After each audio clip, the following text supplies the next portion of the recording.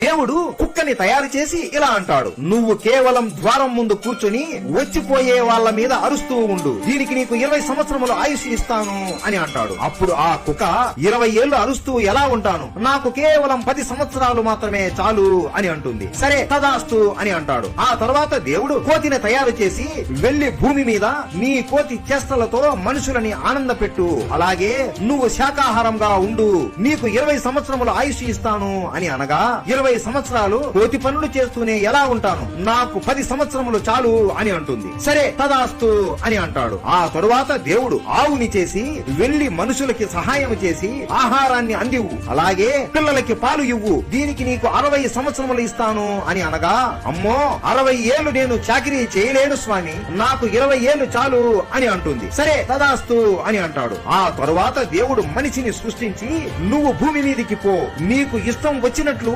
ఆనందంగా బ్రతుకు, తిను తాగు, శృంగారం చెయ్యి, ఏ పని అయినా నీకు ఇష్టం వచ్చినట్లు చేసుకో, దీనికి నీకు 20 సంవత్సరములు ఆయుష్ ఇస్తాను అని అనగా, 20 ఏళ్లేనా, ఇది చాలా తక్కువ స్వామి, నాకు ఆవు వద్దనుకున్న 60 ఏళ్లు, కోతి వద్దనుకున్న 10 ఏళ్లు, కుక్క వద్దనుకున్న 10 ఏళ్లు ఉన్నాయి కదా, అవి కూడా నాకే ఇవ్వండి అని అనగా, దేవుడు నవ్వుకొని, సరే మీ ఇష్టం, కానీ మీరు మొదటి 20 సంవత్సరములు ఆడుకుంటూ సరదాగా గడుపుతారు, తరువాత 40 సంవత్సరములు ఆవులాగా గొడ్డి చాకిరీ చేసి కుటుంబం కోసం కష్టపడతారు, ఆ తరువాత 10 ఏళ్లు ముసలవాడిలాగా అయి కోతిలాగా మనవళ్ళు మనవరాలని ఆడిపిస్తారు, మిగిలిన 10 ఏళ్లు ఒక కుక్కలాగా వచ్చిపోయే వాళ్ళ మీద అరుస్తూ గుణుగుతూ ఉంటారు అని తదాస్తు అని మనిషిని పుట్టిస్తాడు. అలా మన జీవితం మొదలయ్యింది. వీడియో నచ్చినట్లయితే హర హర మహదేవా